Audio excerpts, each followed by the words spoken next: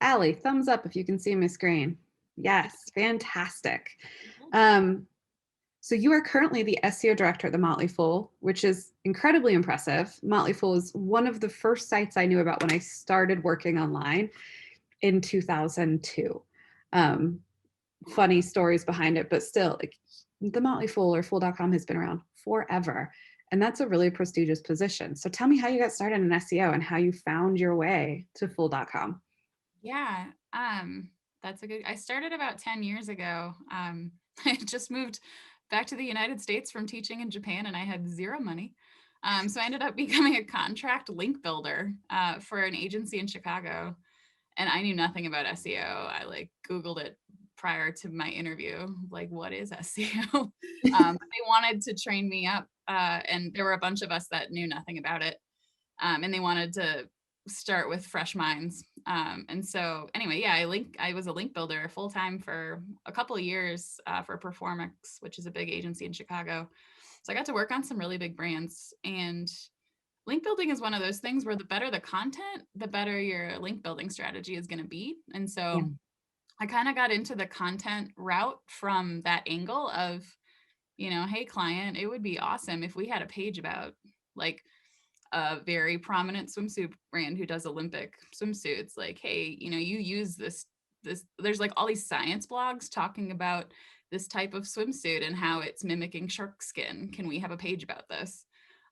Create that, and then suddenly, like, boom, all these really authoritative science blogs will link back. So that was kind of how I got into content. And then I've kind of bounced between agency and in-house. I worked for Kaplan Professional Education for a few years and started a content marketing program for Kaplan Financial Education that is doing quite well now, which is exciting. And but yeah, I worked on big brands, small brands. I worked only with car dealerships for a year, so done some local.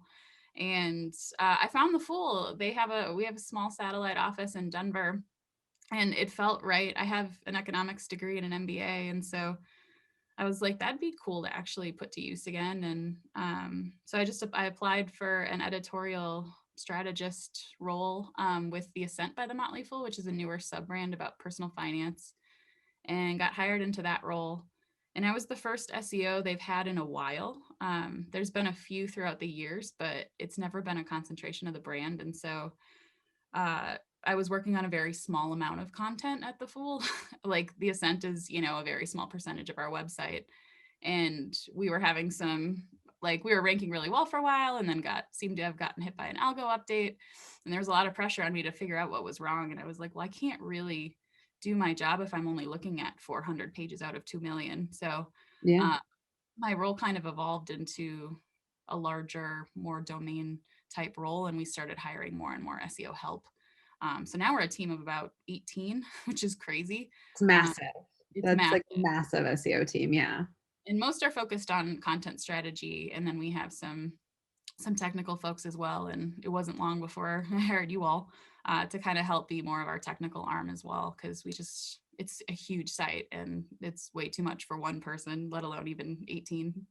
Yeah. Yeah. It's impressive. I feel like things you touch turn to gold.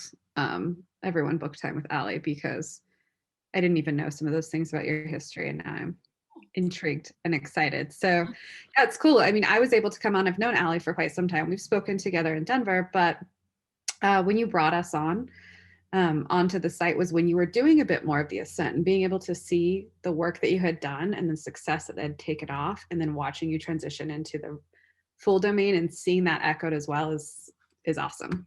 Thanks. Yeah, it's been quite a journey. Only Yeah, 3 years. It feels I like a lot know. longer.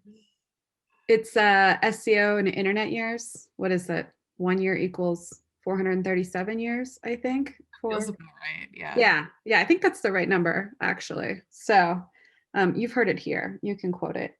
All right, so let's talk a little bit about the site, more about Motley Fool. So I know Motley Fool as one of the oldest sites on the internet, as a massively trusted and significant publisher of financial news, as well as some of the own tools that you sell. Um, Tell me a little, like, fill in the gaps for what Motley Fool is, and tell me a little bit more about how Fool.com has achieved success and just stayed relevant for so long. Yep. So we're I guess a financial advice website is, except we're not allowed to give personalized financial advice. It's actually really hard to define what that is, but our main products are around picking stocks to invest in. And so we've been, like you said, we've been around since actually 1998 is when the brand started. We predated internet content. We had syndicated columns in like USA Today, and actually still do. So that's kind of cool. And then we launched on AOL in the early 2000s, which is completely wild. And so, but yeah, our commitment is to making the world smarter, happier, and richer. And we're doing that through, helping people invest smartly and gain compound interest over time. That's our investing philosophy is hold long term, basically buy and sit and wait, and add some more to stuff, as you go. So yeah, that's who we are. What was the second half of this question? I forgot already. Just how do you, like, what is the one secret you think that allowed you to achieve the success long term? Yeah, sorry.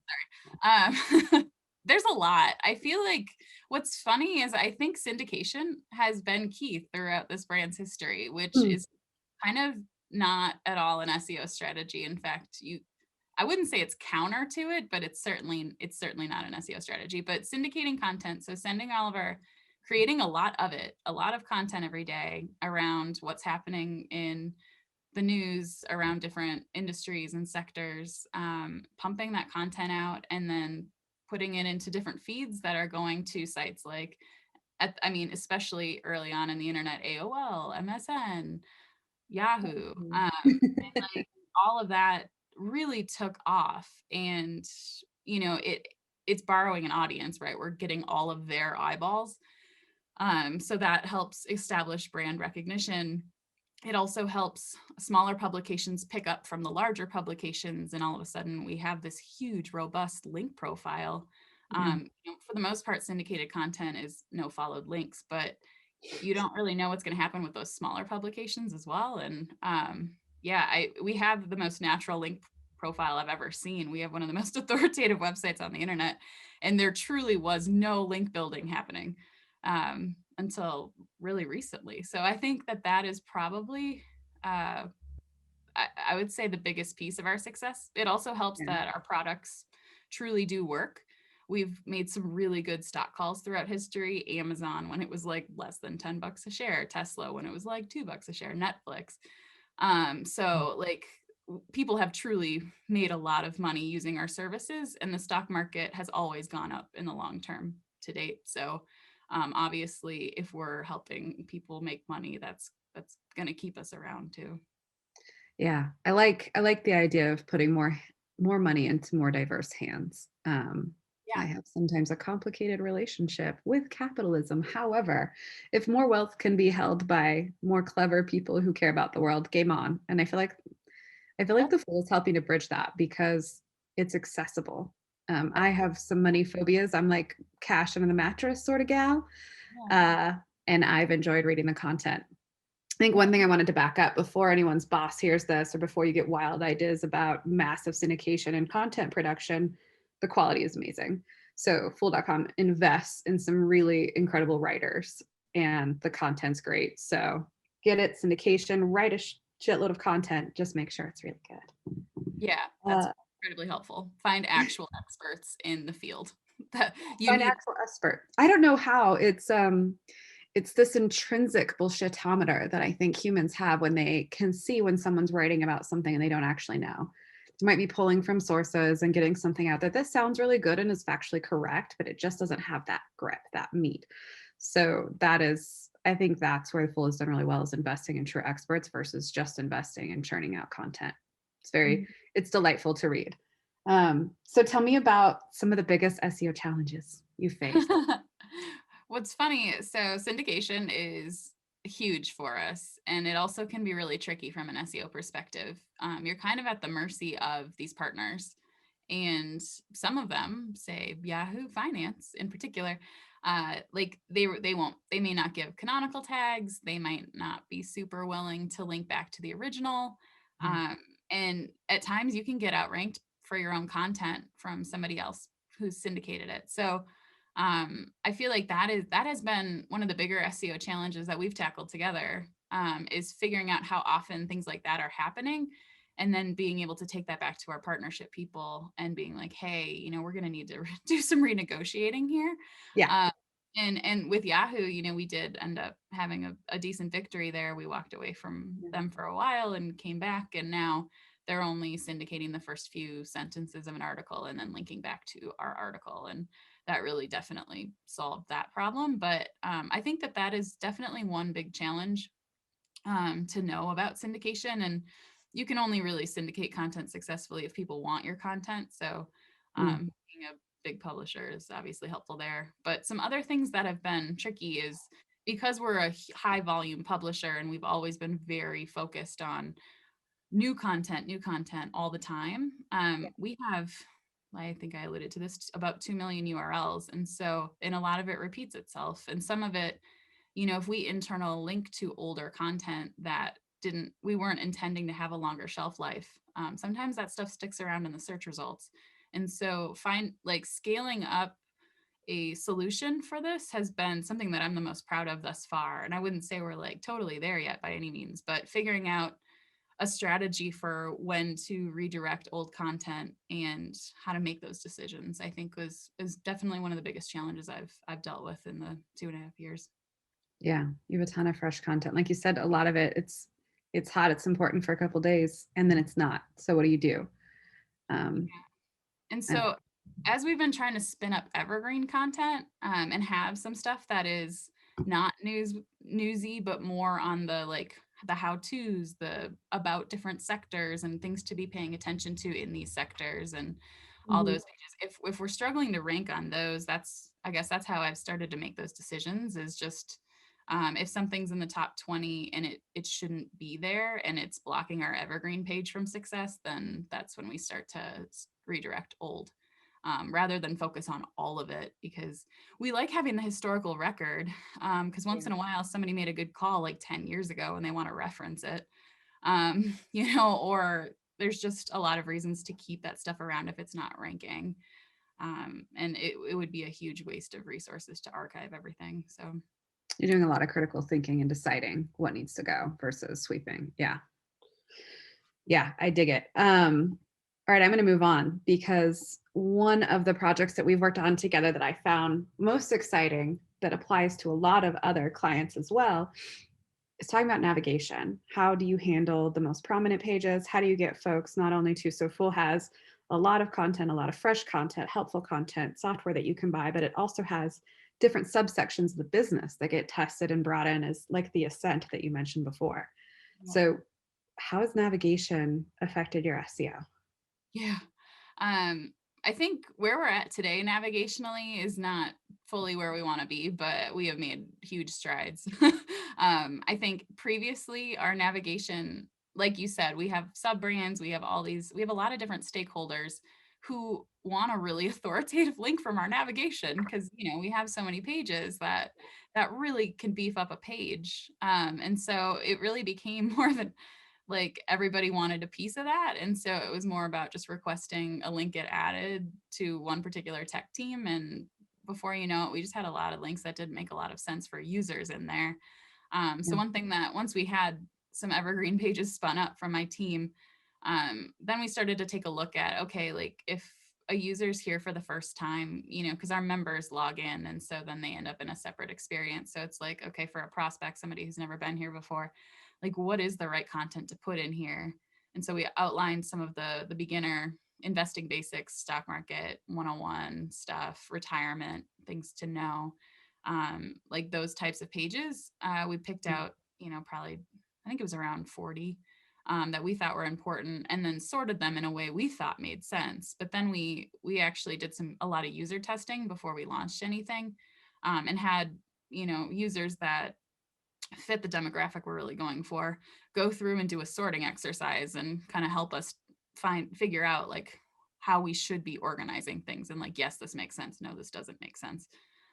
So that was, I think, a huge win for us, is just actually listening to So users before doing. So you were where using software, you were talking to real people. Oh my God, a technologist talking. I love that. uh, because so much of what we do, we're like, let's do some A to B testing. Let's dig through the data. Fantastic. Standing behind someone and asking them to do a task on a site that I've managed is the most valuable 10 minutes I've ever spent in my life. Also the most frustrating, but so Fool was able to talk to actual users and what's important to them versus just using data. Yeah, that's at least the approach that we took. And then we're gonna definitely do that again. We want to make our nav more focused on our services going forward. And our brand. I feel like we're really weak in the about section. There's so many things we should be highlighting about our brand. We've been around for so long.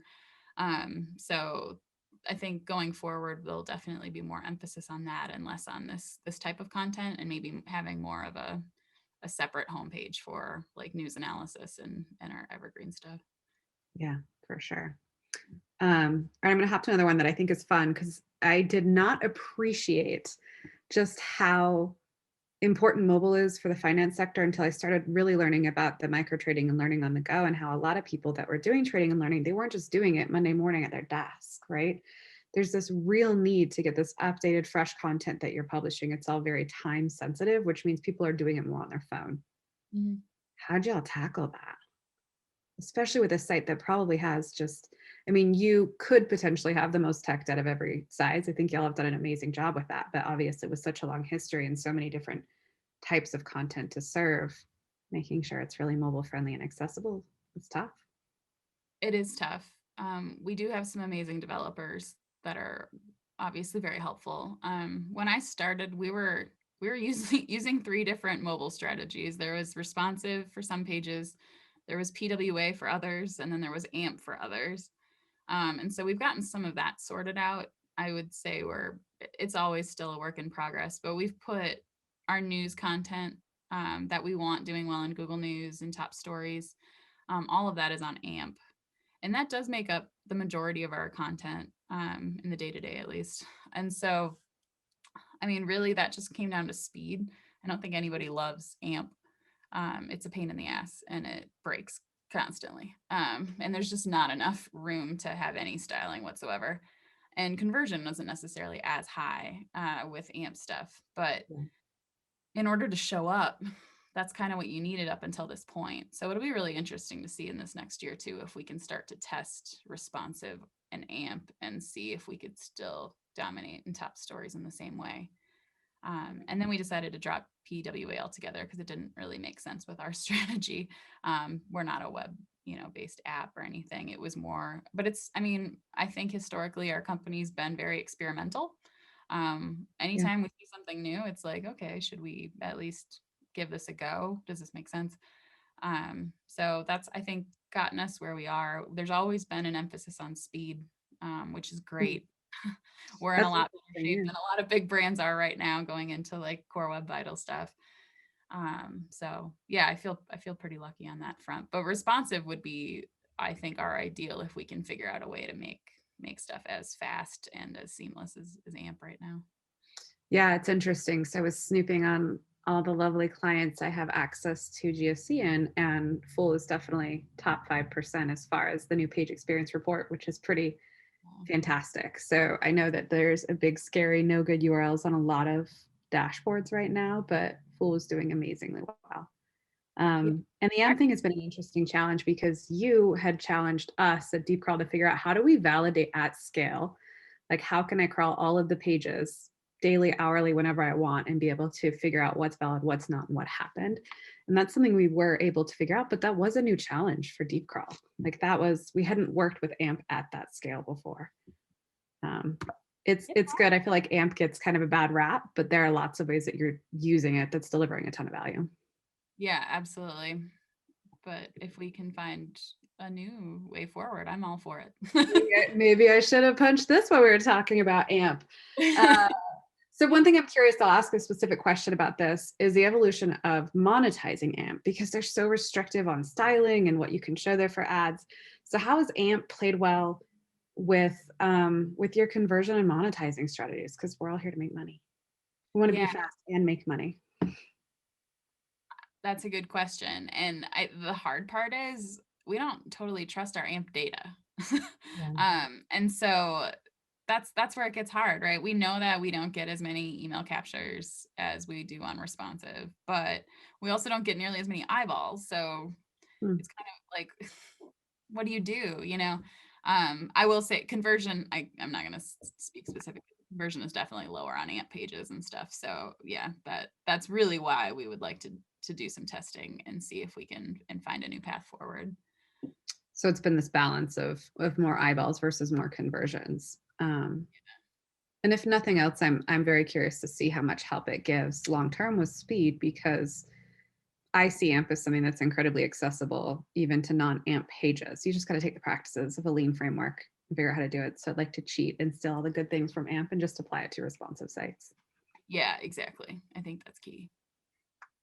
So this is something I care a ton about, but there's always been this friction historically where SEOs feel like devs move a little slow, maybe a little curmudgeon-y, don't appreciate their ideas. Devs rightfully often feel like SEOs are just a bunch of jerks who don't appreciate the work that they're doing, who are oversimplifying what they have to build. So optimizing those two relationships, we know that when they work well together, magic happens and sites win. But how do you do that? How has Fool done that? What's been your successes there, or any failures as well? Yeah.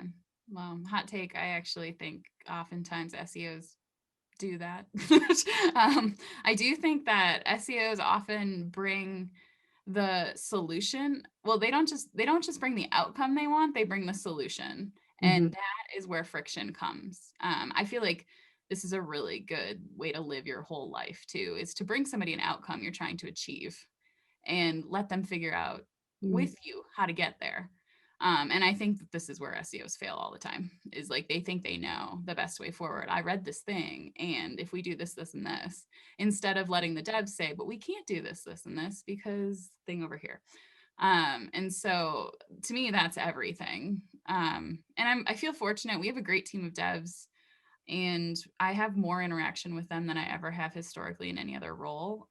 We actually have meetings set up to go over requests, backlog, prioritizing, all that good stuff, managing stuff on Trello right now, um, being able to see where things actually are. Like all of that is hugely important too, just in terms of like the SEO people need to recognize that SEO is not everything to the company, and that, we have to get prioritized with everything else. So I do feel like some SEOs need to take a step back and recognize that the world is not just theirs. Yeah. So I feel like that honest to God is key more than anything else, because the devs truly do know the best path forward. They just need to understand what we're trying to achieve. And so anything that you can do to bring them goals and where we're going and why goes just so far. Have Yeah. we had friction? Absolutely. In the past. I feel like we're in a decent place right now.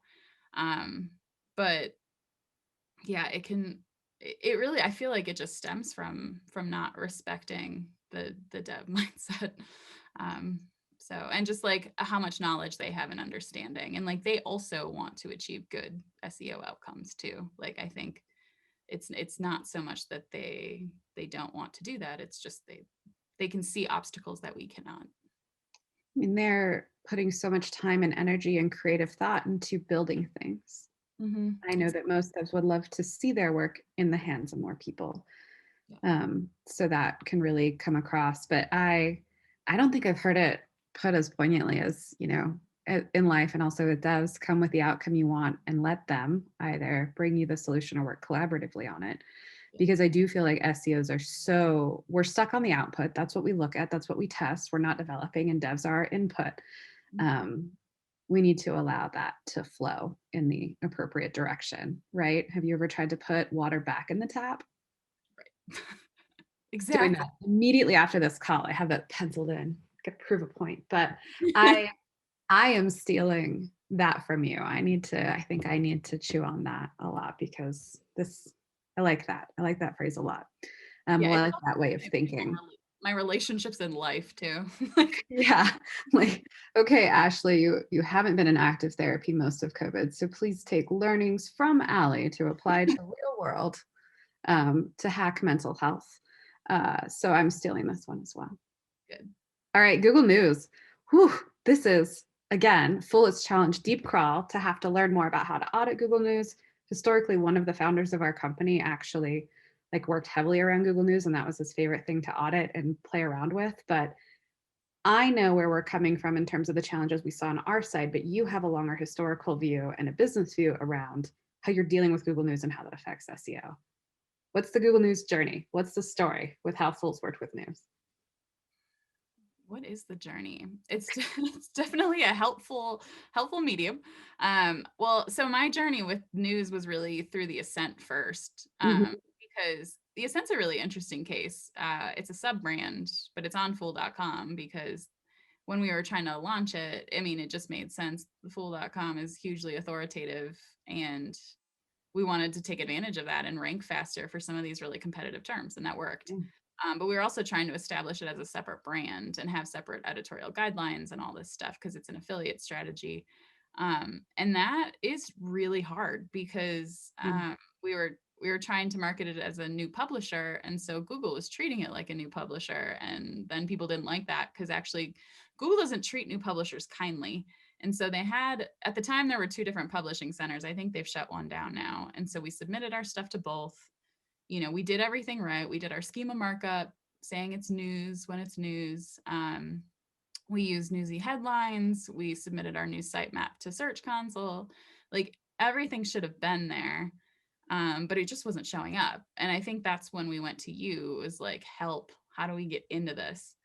And you guys came back with an amazing checklist, and we had pretty much done everything we could think of. Our open graph tags were saying we were the Ascent and not the Motley Fool, and as a last ditch effort we changed that and just called it the Motley Fool. And the second we did that, boom, all of our stuff was in the news.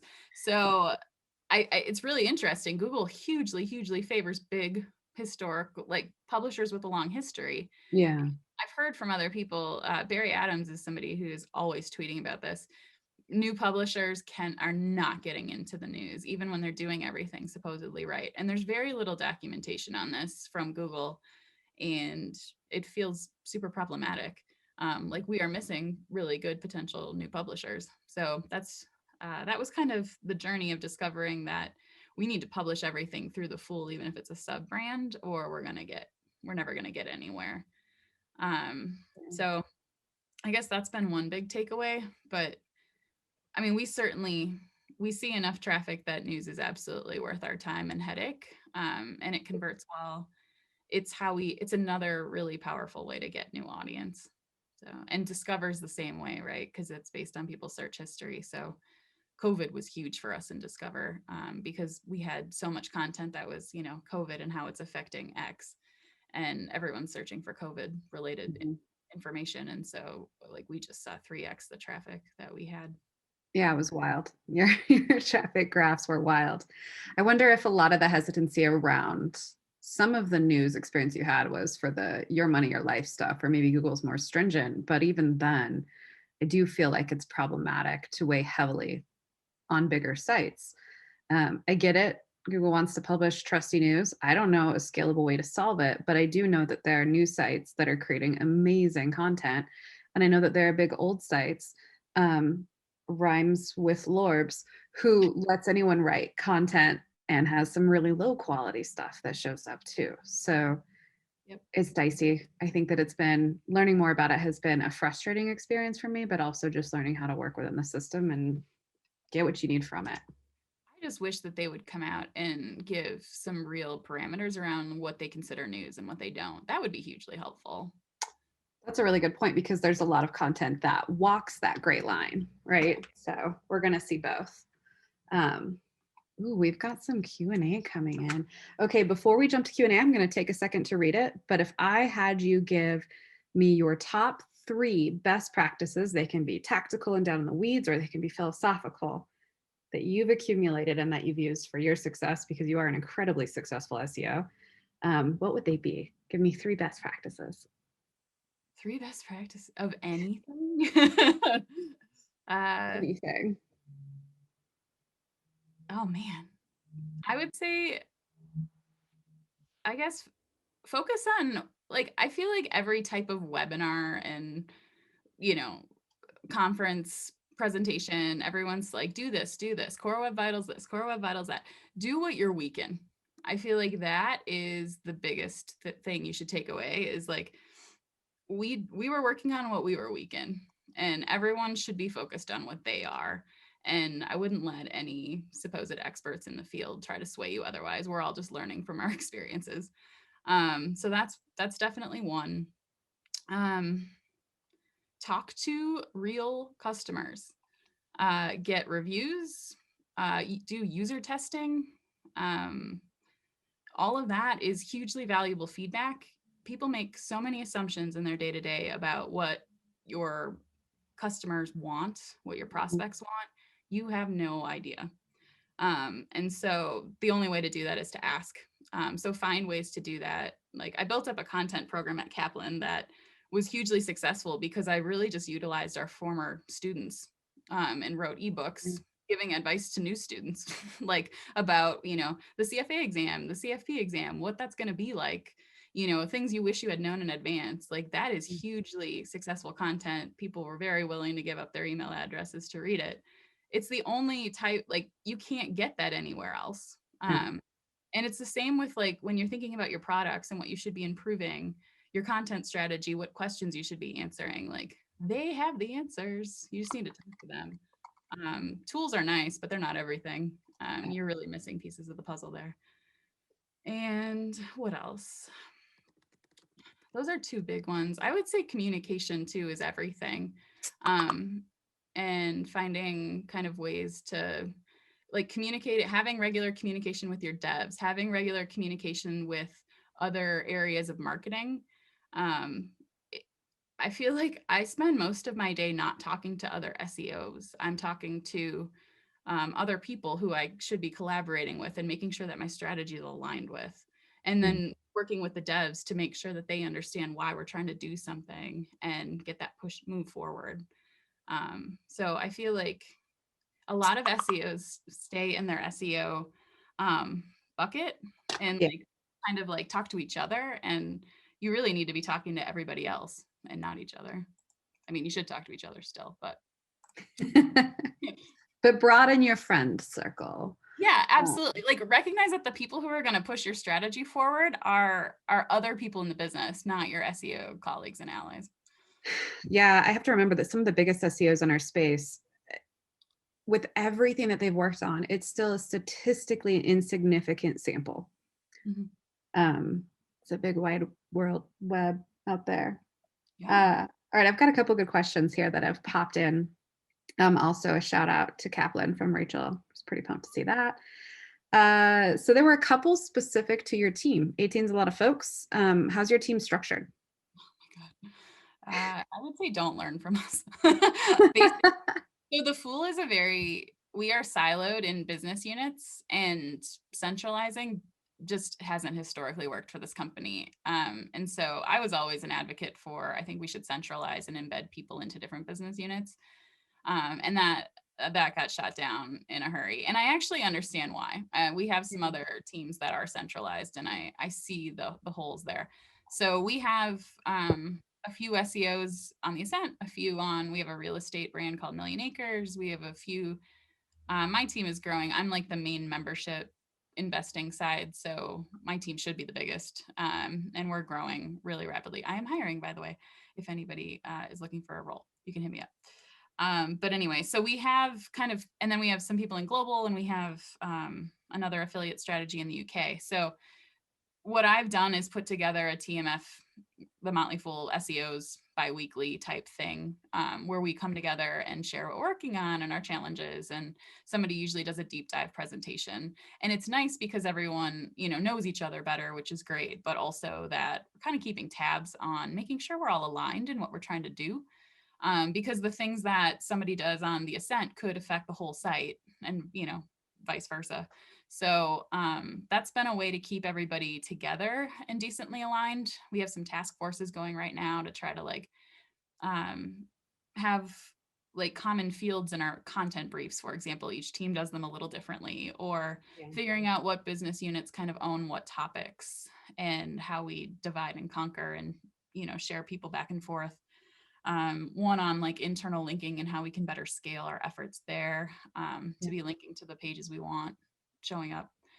And I'm trying to think and then one that's more on the technical SEO side and improving communication between those teams, and it's different dev teams and all that good You stuff. have different platforms and different sections of the site, so it's been interesting to see how the challenges differ when you try something new, how well it gets indexed or performs or speed or anything like that, which is cool. Yeah. So in terms of structure, though, everyone reports into their individual business units. So it's been kind of interesting. And then I'm kind of like a weird dotted line person. So people check in with me. I'm kind of a safe space for people to come, though, if they're having issues trying to sell something into a business stakeholder. So in that way, it's been kind of nice. Yeah. But I don't know if I would recommend this structure. It's just whatever works best for your organization, quite frankly. Yeah. That I like it. Ooh, goodness, people are excited. All right. Without giving too much detail, there are some questions from Anna about getting hit by a major algorithm update or having to recover from something like a bad migration. Have you been hit by a major algorithm update? What does that look like? What does recovery look like for Fool? Yeah. I mean, we definitely get hit here and there. I feel like every other algo update either gives or takes. And that's really common in these YMYL spaces that are super, super competitive. And it's not necessarily like we did anything wrong. It's like one tweak is now, maybe emphasizing one thing more, maybe a better link profile. So some of it is, first of all, even recognizing when it's happened is hugely challenging because our site is so massive and so much of our content is timely. And so like GameStop shot our traffic super high up. Yeah. And so then we're trying to figure out what is normal, and have we been hit in February by an algo update, or is this just the normal, nobody's talking about GameStop anymore and the market's down. So even identifying it is, I think, hugely challenging at the moment. Yeah. But in terms of like recovery steps, obviously, like it's a good time to take a look technically if anything has changed. And that could be hugely challenging too if there's many different tech teams doing Yeah. things to even identify if something happened. That would be something. Otherwise, it might be part of your content. Basically, just doing all of the best practices you can do. And sometimes it is just kind of waiting for the next one to come and hoping that it kind of balances things out. And that's historically how things have been for the Fool, and I've gotten a lot less panicky. Like if we do see some dips, knowing that it'll come back. Yeah. You guys are the ultimate site and playing the long game. Like that's quality and just keep trucking. Um, can you give us a specific example? This is from Jessica, and I really love this question. Can you give us an example of a problem that was solved or a positive outcome that came from you working well with your dev team? Sure. The Google News thing that I actually talked about with the Ascent is a great example. Our lead developer on that, Tim, was just as invested in finding the solution as me, and we had a checklist of everything we were going to try. And it was really like he was trying to come up with, is there anything in the code? Is there anything we're doing wrong here? And, I was working with the DeepCrawl side to try to figure it out. And our last ditch effort is like, we're going to change our name and see what happens. And then we were like, holy shit. So, I mean, that's like one very small example. I would say, what else? Getting some functionality into our CMS, I feel like is a huge win. So we wanted to have a news feed of timely content for our evergreen pages. So say it's a page about solar energy stocks that's more evergreen in nature. We wanted to have a news feed of that stuff. It didn't exist, so that we could kind of establish that relationship between what is news and what is evergreen. And that's been actually a really effective strategy for us. But getting that functionality in took 6 months because we had never built anything quite like it. And so it was really going to them and explaining how we were going to, like, what our outcome, what we were hoping to achieve, which is getting this timely stuff into one part of Google, getting our evergreen page to show up and continue to rank over time for evergreen, and really having that refreshed content going through a feed is working really well. Yeah. So again, bringing them an outcome and then trying to figure out, are we going to do this by ticker? Are we going to do this? Is there a better way to get all of this content into a feed? And over time, testing and iterating, and then kind of landing where we are. I feel like that's a huge win. Yeah. Yeah. I like it. Um, I really like this question. Gosh, I'm a liker. I love so many things. But this is from an anonymous attendee who submitted a question that says, did you have any difficulties with the editorial staff when you started at Fool? If so, how did you overcome those difficulties and help communicate the importance of SEO and the SEO strategy?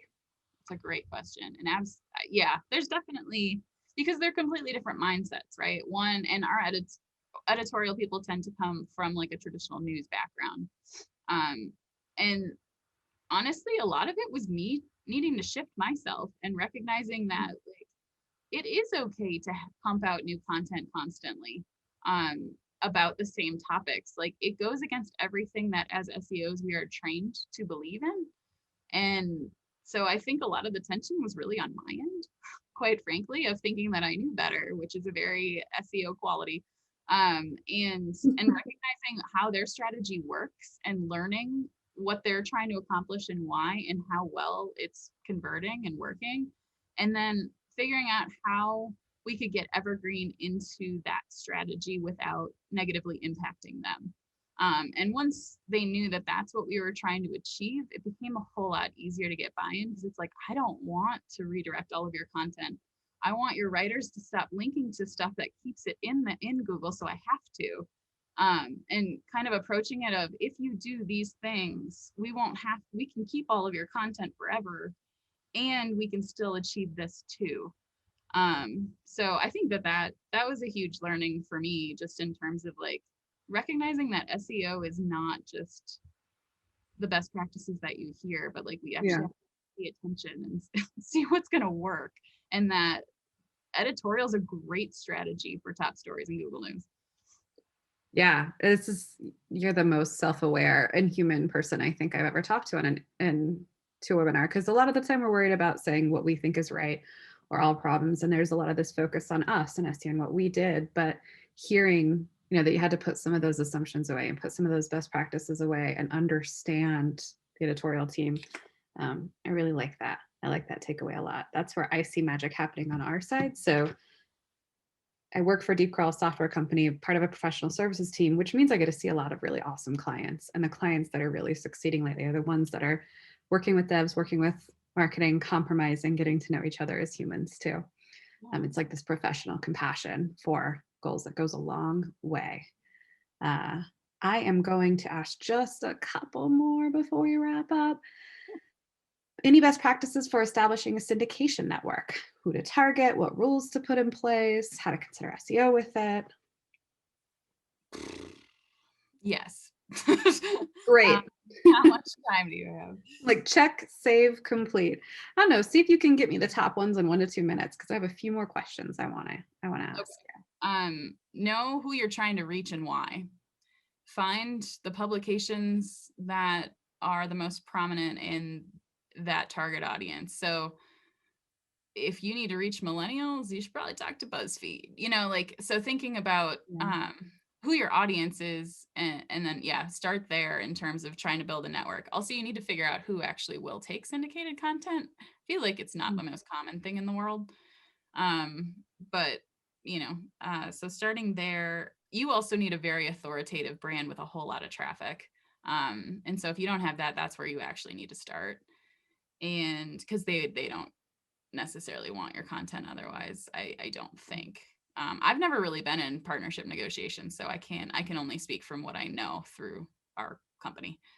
And then in terms of, I would have a list of what you would walk away from. So if nobody will give you a canonical tag and no one will negotiate on links or timing, we tried delaying our feeds at one point to see if that would help with others outranking us. It was like a little successful, but not enough to really move the needle. So I would just have a list of what's important to you and making sure that those partners are willing to agree to it and being comfortable walking away if not. I think those are key. Canonical tags I feel like are key. But even sometimes with the canonical, we'll get outranked by NASDAQ, I think is the one example. Fair. That's a tough one to go against. I know, but at the same Um, time, we don't have to give them content. It's a choice, yeah, right? So I feel yeah. like just knowing what your strategy is and why you want to do syndication and seeing if there's other ways to do it besides syndication, I feel like that would be helpful. All right, down to final three questions. Do you have any staff dedicated to backlinking campaigns, or people who have a percentage of their role dedicated to marketing content that exists, and how does that look? Great question. So, one of the actually the first hire I didn't make directly, but I was a part of once I got to the Fool, people like the Ascent team asked me, what's going to move the needle? And I was like, we don't have any backlinks. So we did hire a team for the Ascent, and they are now also moving over to the Full business. So Yeah, yes, we do have. It's a very similar story, right? It's like, oh, this is working really well. Oh, we have all of these great personalities already from the Motley Fool. We have some hugely successful podcasts. We have personalities on those. Um, it's super easy to get them into interviews and stuff. It was just more getting, so we hired PR people instead of link builders. And I had originally asked for link builders, and I'm glad that not that there's anything wrong with link builders, but I'm glad we went the PR route just because they're so good at establishing relationships with journalists and already have them. And like PR tools, I think are more valuable now than SEO tools for link building. yeah. Cision is one of them where it's just amazing. And then doing like help a reporter out, that helped us get started. We now have pretty good relationships with a lot of news outlets, but it's taken some time. So yes, that is hugely important in finance because all of our competitors have been doing it for years. And we used to like reference competitor research happening. And it was like, no, no, no, no, no, we need to do our own. And so now, they also run lots of survey studies and just doing original or secondary research, mining complicated government documents and actually getting some really good takeaways and then pitching those over to journalists. Like Mm. that's how you win this game now. It reminds me of Bill Slosky going through patent stuff, which has generated some intensely important conversations for SEO. Paul asked if you could repeat the name of that PR tool. You didn't catch it. Vision, SCISON, maybe. Okay. I'm also I'm putting our Twitter handles in the chat in case, because I know I'm not going to get to everyone's question, but I would like to put it there because Alli's usually very generous with answering questions. Also, you should follow her because she's very smart. Let's see the last. SCISION. Thank you, Monica. Yes, Cision. All right. The last one I'm going to pick from an attendee before I selfishly ask my own is, has there been any tension between the editorial and content writing staff with SEO? I think there always will be a little bit. I guess in what way? I feel like the biggest victory is really establishing internal linking best practices so that the news content is linking to Evergreen and not vice versa. And getting our editorial staff sold on that and why I think was hugely helpful. But yeah, we definitely are. I mean, I would say that there's more tension because our writers write for both the news side and SEO side a lot. And just making it clear to our writers why we're doing content this way for certain things and this way for others. I think Yeah, often I don't want to say it's SEO content, but evergreen content is there's just more prescription there, and so the more you can give the why behind things, the better. I feel very fortunate that the company takes SEO pretty seriously and understands the value of it. And I think that getting that sold in is hugely important from the top down. But yeah, I think there will always be some tension. I feel like that's just a part of life. yeah. I don't, I don't know how to solve all of it other than as things come up, just to be as transparent as possible and try to be flexible. again, if somebody's trying to come to you with an outcome they need, then, you know, trying to work together to figure it out. Yeah, I like both sides of that. All right, I'm going to ask you a non-SEO question while I pull up our last housekeeping slide. We have a few good things coming up at DC, so I'm going to share that. But tell me what you're most passionate about outside of SEO or outside of work that you are allowed to tell me.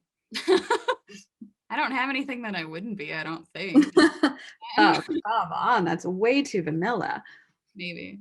I'm a big hiker. I feel like that is really when I'm not working, and that's what I'm doing in Colorado these days. Yeah, being outside and actually appreciating what is around us, I feel like has made me just a more grateful human. So yeah, I think I'd go with that one. Get out and take a walk, everyone. Yeah. All right. Next steps from my side.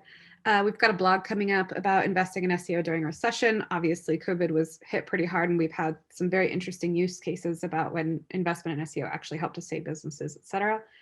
DeepCrawl is publishing a few white papers, so SEO and publishing, which is very good timing with talking to Alli, as well as some updates on Core Web Vitals. You may have also seen my teammate, Jamie Indigo. She just published something on Search Engine Journal on Monday that's already had 14,000 reads in 2 days, which is mind-blowing to me. Wow. So check that out. Our next webinars are the 13th of May. We're going to have, just want to make sure, Scott Brinkley from HubSpot is coming in to talk to us about marketers' growth or guide to growth. So that's going to be a great one. And then we have some folks internally talking about our new product and feature updates because we have been busy building. So mark those if you'd like to come. I'd love to see you. There's a short survey that'll go out after this.